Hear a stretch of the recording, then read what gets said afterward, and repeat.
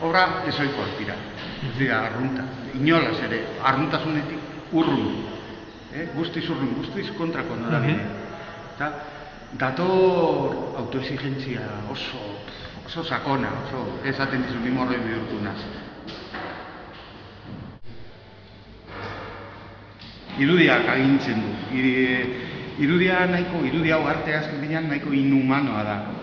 Artista izerritan egiten duen, sufritzen duen, norbait, artista, baina obrari hori bost ardura ezin pagatu taierra, hotza pasatu, taierran txitxela, beste, bost.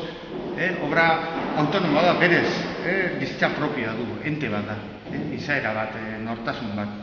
Azalera, fina, garbitasuna, papera zuria zan, zuria zen, nik egin zafla bat, eta 10 zentimetro kobrezkoa, astunak, hor marrazkia egin, grabatuaren procedimentu urtintatik, taiko tradizionala, eta lortu du, urtintakan oso gatsa esan behar du teknikoki den, plano hain kontinuoa, atmosferikoa, ezak.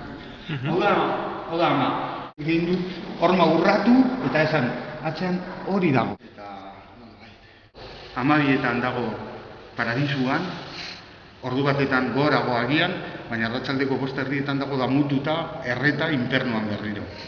Eta artista dago goirenengoan eta berenengoan.